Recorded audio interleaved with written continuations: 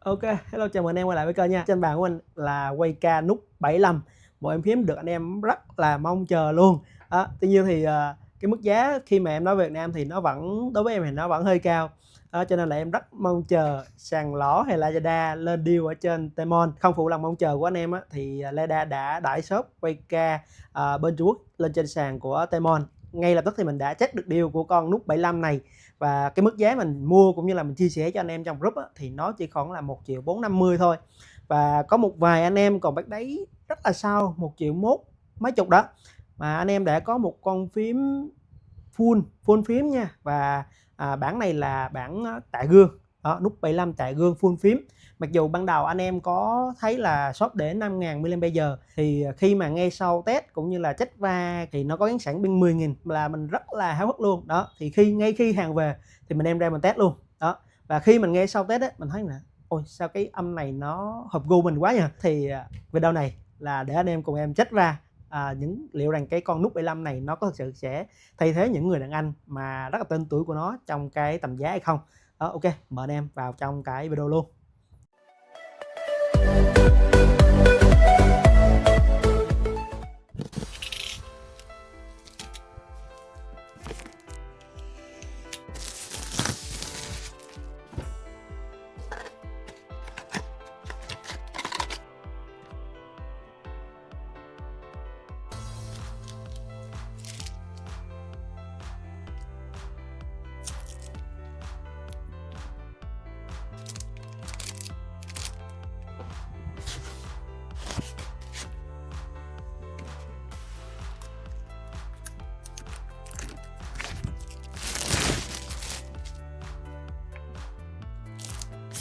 Năm nay thì Wayca vẫn giữ cái kiểu đóng gói giống như những thế hệ trước đó, thì vẫn không có switch của dự phòng, cũng không có combo che bụi. Khá là đáng tiếc. Dạng xuất công bố thì là nó sẽ hỗ trợ Bonded 8K Dual, có nghĩa là anh em sẽ cắm dây cũng như là dùng cái dongle 8K. như trong phụ kiện thì anh em có thấy một cái dongle 8K thì nó sẽ hỗ trợ Bonded lên tới 8.000 Hz đó. Thì đó là thay đổi về mặt phụ kiện. Và nút 75 trên thị trường hiện tại anh em thì nó sẽ có 5 phiên bản màu là Blue, Black, Silver và Orange, cũng như là màu white. Thì chỉ có duy nhất màu white hay màu trắng thì sẽ là ECOS, thay vì còn 4 bản còn lại nó sẽ là anode nha nè. Trên bàn của mình đã là màu đen là màu anode. Và option tạ thì sẽ có 2 option, tạ gương như mình đang có ở đây, và một option nữa sẽ là tạ nhôm, phay và xử lý bề mặt đó. Tất cả các phiên bản trên nút 75 đều hỗ trợ Bonded là 8.000 Hz, và tất cả các bản đều sử dụng là LED PC đó. Switch thì sẽ có 2 option cho anh em lựa chọn, đó là HMX Jet, Ninh Jun hay là Ninh Văn cho tất cả các bản mà có tạ gương. Còn HMX Dream hay là sẽ dành cho tất cả các bản texture hay là cái bản mà có tạ nhôm phay anh em đó. Thì chi tiết từng bản thì anh em xem thông số trên màn hình nha. Đầu tiên đó là thiết kế, thì mình cũng sẽ đem cái con nút 75 này phiên bản tạ gương lên cân. Con này nó sẽ nặng khoảng là 1,7 kg, ram gần 1,8 kg nha anh em. Không nặng lắm nhưng mà vẫn ok. Mức cân nặng này nó cũng loanh quanh như những cái con mà trong tầm giá 2 triệu thôi anh em, tầm 1,8 đến 1,9 kg. Ở mặt trước layout thì nó vẫn rất là quen thuộc, trên những cái con Fury hay là Way đều có layout kiểu như này. Tuy nhiên thì có một điểm thay đổi rất là lớn ở trên nút 75, đó chính là cái cổng nấm xoay cũng như là led báo cáp lốc. Thì ở trên nút 75 thì nó đã hỗ trợ nấm xoay volume, còn như trên những cái con Way hay là Fury thì anh em sẽ không có phần nấm xoay điều chỉnh âm lượng nha. Các cái đường viền được CNC và làm nổi bật cái vị trí nấm này của nút 75. Thì cái kế này nó giúp cho cái việc sử dụng của anh em nó tiện hơn rất là nhiều. Đặc biệt là đối với anh em nào mà hay thường xuyên nghe nhạc, trên con nấm này nó cũng là nhôm CNC, và khi anh em mà lăn cái nấm này thì nó đều có khắc nha. Và đặc biệt nữa, trên cái nấm này nó vẫn hỗ trợ nhận tín hiệu, có nghĩa là anh em khi mà con phím này nó đã vào trạng thái sleep, tức là khi anh em nghe nhạc mà anh em để lâu anh em không vào phím thì khi anh em muốn tăng giảm âm lượng thì anh em điều chỉnh trên cái nấm này, và trên con máy tính của anh em thì nó vẫn nhận tín hiệu bình thường nha. Và đối với anh em nào mà không thích cái đèn cấp lốc này thì anh em hoàn toàn có thể tắt hoặc là đổi màu cấp lốc nó. Tí nữa tới phần phím tắt thì mình sẽ hướng dẫn cho anh em tắt cũng như là đổi màu cái đèn cấp lốc này ở trên con nút 75 nha. Trên nút 75 tất cả phiên bản thì đều là nhôm 6063 CNC nguyên khối, và được xử lý bề mặt là full card 220m, cho lại cái độ mịn rất là tốt nha anh em. Đó, anh em thấy là khi mà xử lý bề mặt 220m thì cảm giác anh em cầm và sờ vào các cái vị trí này rất là mượt nha, rất là mịn và cảm giác sờ rất là sướng. Đó, tuy nhiên thì ở đây anh em thấy là nó hơi bám vân tay nha.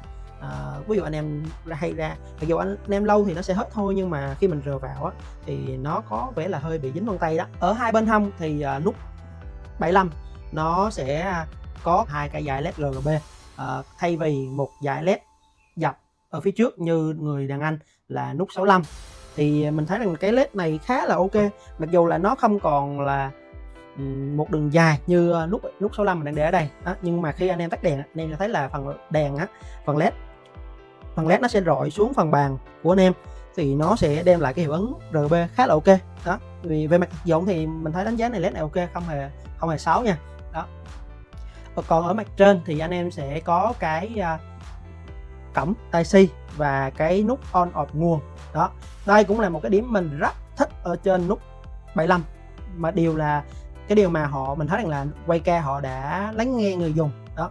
Trên những cái con như là Quay 75 anh em sẽ phải nhổ cáp lắp, trên Fury anh em sẽ phải bung cái podcast đó, và việc cứ mỗi lần anh em on off anh em phải bung cái này lên thì rất là bất tiện đó. Thì nút 75 nó đã xử lý cái việc này bằng cách đưa cái công tắc nguồn lên trên cái cổng Type-C, rất là tuyệt vời đó.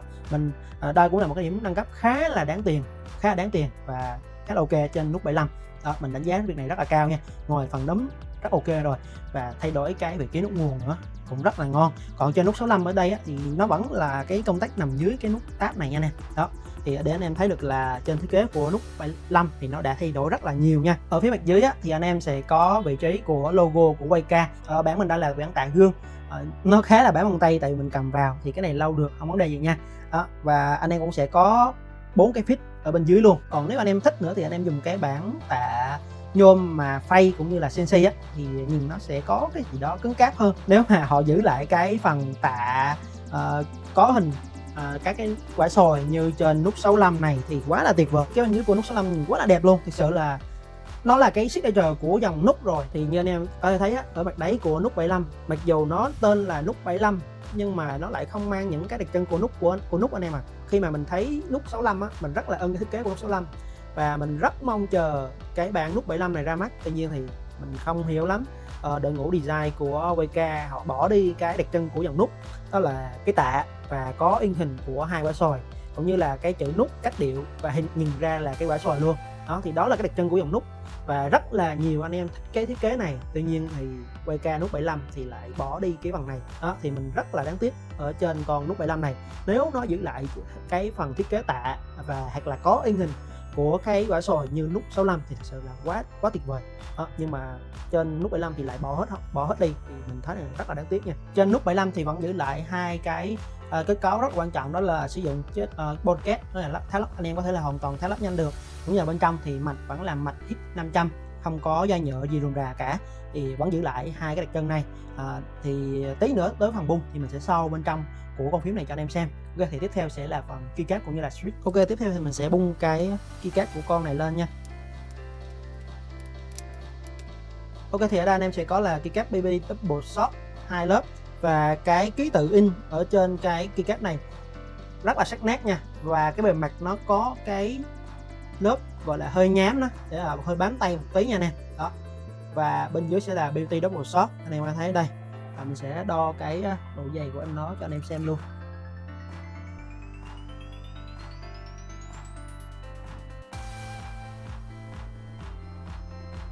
Khoảng là 1.6 nha anh em.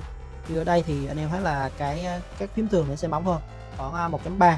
Mình sẽ đo lại tiếp một cái nút khác,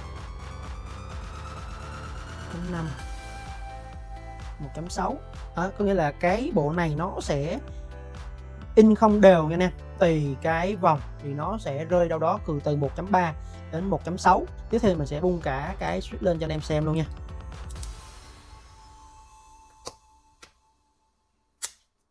Thì bản đây của mình là switch của HMX HMXZ Linh Jun hay là Linh Văn màu xanh đó. Thì anh em thấy là con này là switch 5 pin nhưng mà không có tản led nha anh em.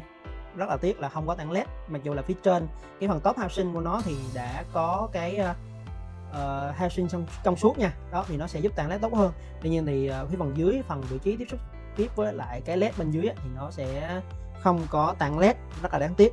Bên dưới thì anh em sẽ có led là led PC nha, có flash cất luôn đó. Và anh em thấy là đây là mạch xuôi 5 pin đó, và đây là start này anh em.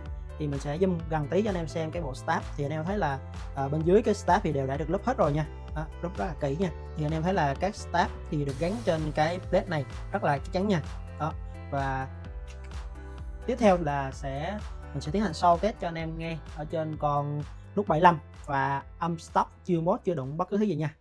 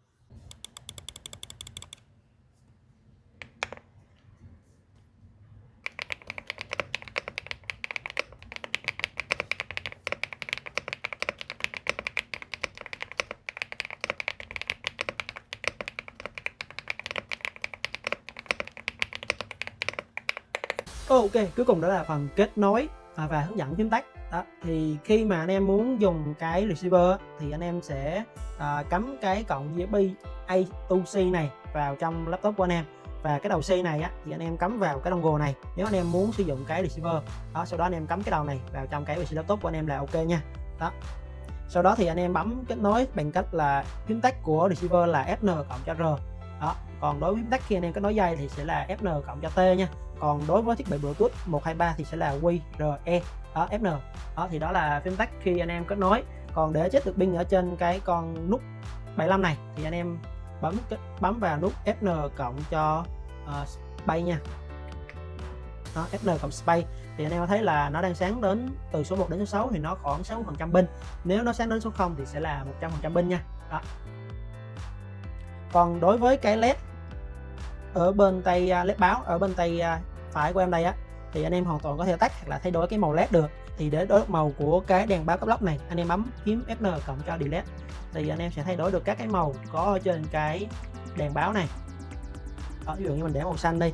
Còn ví dụ anh em muốn đổi cái hiệu ứng của nó thì anh em bấm Fn cộng home thì nó sẽ sáng dần tắt dần, hoặc là anh em tắt luôn cái đèn này cũng được luôn. Nhưng mà khi anh em bấm vào cái lock thì nó vẫn sáng bình thường nha. Còn đối với reset thì anh em cứ bấm Fn cộng EC 3 giây nha. Còn đổi hiệu ứng LED nền trên cái con nút 75 này thì anh em bấm vào Fn cộng cho sạc thì anh em có thể đổi được cái hiệu ứng của LED nền rất là nhiều. Còn đối với đổi của cái độ sáng của LED nền thì mũi tên lên và mũi tên xuống. Còn đổi tốc độ thì anh em bấm mũi tên phải là ok đó. Thì đó là cái phím tắt nhanh. Còn có phím tắt khá là quan trọng, đó là cái phím tắt để chuyển đổi cái tốc độ cái latency siêu thấp, có nghĩa là nó sẽ phản hồi cực nhanh á, thì anh em bấm vào Fn cộng cho D 3 giây nha đó. Thì nó sẽ chớp cái đèn thì nó sẽ báo đã vào cái trạng thái là độ trễ siêu thấp đó. Thì anh em tắt thì anh em bấm ngược lại 3 giây nữa là xong. Thì ở chế độ này thì nó sẽ tốn pin hơn nha. Để vào chế độ tiết kiệm pin thì anh em có thể là tắt cái LED nền đi bằng cách là bấm Fn cộng cho shift phải nha. Chế độ này gần như là siêu tiết kiệm luôn anh em đó. Anh em sẽ tắt hết LED nền và tất cả cái nút volume này luôn, anh em sẽ không thể sử dụng cái nút này nữa đó. Và tắt hết LED nền thì nó sẽ tiết kiệm pin cho anh em. Ok, thì đó là những cái phím tắt cơ bản. Theo là kết nối app thì con này nó chỉ kết nối đối với Windows, thì anh em chỉ có thể kết nối bằng qua cắm dây hoặc là dongle 8K này đó. Thì anh em chỉ cần cắm vào trong cái PC laptop của anh em. Còn đối với macOS thì anh em sẽ có một cái web driver riêng, thì mình sẽ để link cái web driver này cho anh em. Còn Windows thì anh em tải cái app này về, cái app Wayka về nha. Link tải app thì mình sẽ để bên dưới mô tả của cái video này. Anh em mở cái app Wayka lên và nên nhớ là chỉ có thể kết nối qua 2.4 này hay là dongle 8K và cái cắm dây thôi nha. Fn cộng rồi thì sau đó anh em kết nối lại thì nó sẽ vào được app. Thì anh em có thể thấy là cái app này nó rất là phổ thông nha, nó rất là cơ bản, nó chả có gì hết. Đầu tiên là sẽ là gì, là các cái ký tự string 1, 2, 3, có nghĩa là anh em có thể là key map ở phần này luôn này. Anh em có thể là thêm các cái nút chức năng gọi là mở rộng thì anh em có thể là key map ở đây. Tiếp theo anh em sẽ có gì, anh em sẽ có là chuyển đổi cái hiệu ứng led ở đây, bao gồm là và có cả cái sáng theo nhạc nữa anh em. Có sáng theo nhạc, có hiệu ứng và tăng độ sáng cũng như là tốc độ led. Tiếp theo thì anh em sẽ có cái mục macro, thì anh em muốn macro phím khi chơi game thì anh em vào mục này. Tiếp theo nữa là mục các cái phím tổ hợp khi anh em chơi game, nó có hỗ trợ cho anh em 8K, cho nên nó sẽ hỗ trợ cả video MT là LCD. Anh em có thể chơi game thì có thể vào mục này để cài các cái phím tắt. Cuối cùng là phần cài đặt, thì có cài đặt theo cái update firmware cũng như là các cái hiệu ứng của cái app này thôi. Thì mình thấy phần app này làm nó khá là hời hợt nha. Mình không đánh giá cao cái phần app này. Và ở trong app này mình có bọc rồi nhưng mình không thấy cái mục setting cái body rate ở đâu cả. Thì mình không biết là đối với cái đồng hồ này thì đang sáng màu xanh nó đang là cái body rate bao nhiêu. Trên những con HE thì khi anh em kết nối như con Hero số 8E, khi anh em kết nối và chọn cái body rate thì nó sẽ sáng từng màu khác nhau. Nhưng con nút 75 thì mình không thấy, và trên datasheet cũng như là trên web của hãng thì cũng không nói tới mục này. Thì nếu anh em nào biết thì anh em có thể comment bên dưới nha. Ok, và cuối cùng là sẽ là một bài bung phím để anh em check cái nội thất bên trong của con nút 75 này. Giờ thì anh em cứ ọp đi thì nó có hỗ trợ bone kết, cho nên là anh em cứ việc đẩy xuống và anh em nhắc cái key top cây lên là xong. Đó, làm rất ít việc mà xu thế của những con phím bây giờ, phím nhôm bây giờ này sẽ là bone kết nha nè. Đó, như anh em có thấy là bên dưới đây, đây là một cái top cây và nhôm CNC anode xử lý 220m, rất là mượt nha. Đó, và các cái điểm để cái ngàm của bone kết thì ở đây là cái cơ cấu mà nâng cấp rất là nhiều, và mình rất là thích ở trên con nút 75, đó chính là cái cơ cấu con lanh. Ở đây thì nó sẽ bao gồm các cái bogo pin, nó sẽ hít bên dưới có quỹ mạch, bên dưới nó sẽ hít vào trong các bogo pin này. Nó sẽ có 6 pin, bao gồm đèn điều chỉnh cho đèn led cũng như là cái nhận cái tín hiệu từ cái núm xoay này. Đó, thì đó là một thiết kế rất là thông minh, mình đánh giá rất cao ở trên nút 75. Đó, ok, thì đó là phần top cây, mình sẽ để qua bên.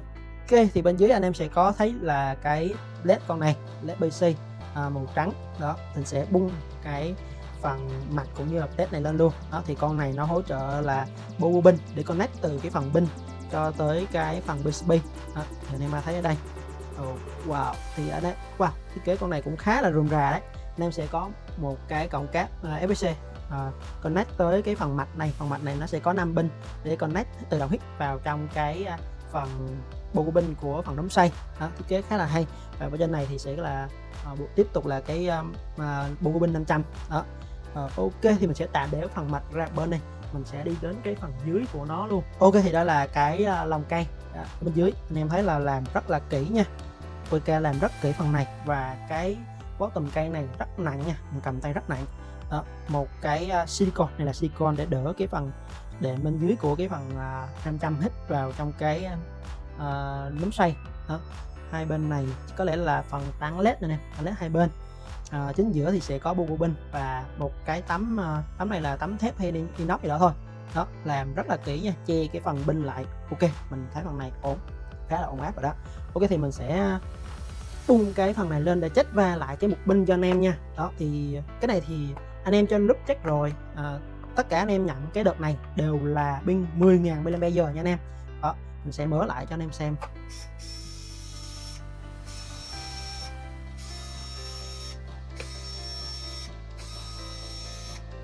Ok, để mở cái tấm này thì khá là dễ nha, khá là ok và cũng khá là nặng đấy.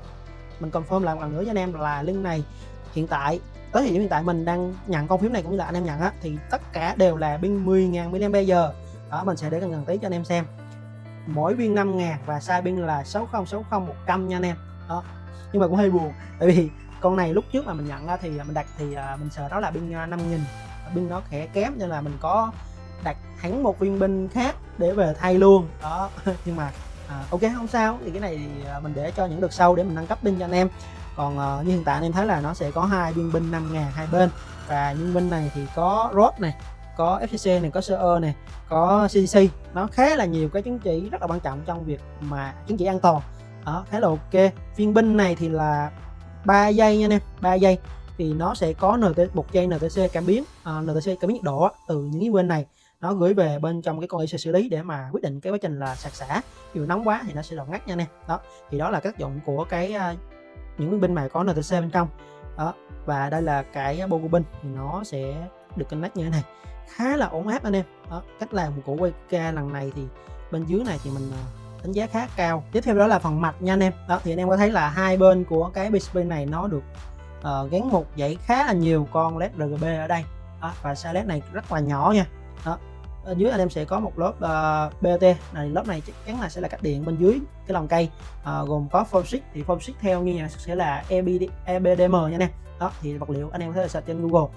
Còn form ở trên thì sẽ có là một lớp form boron, một lớp BOT và một cái form switch. Đó, còn bên dưới là sẽ form socket nha, nãy mình nói nhầm. Ok, mình sẽ bung thử cái này để anh em xem cái mặt của con Quayca này đợt này nó sẽ làm như thế nào nha.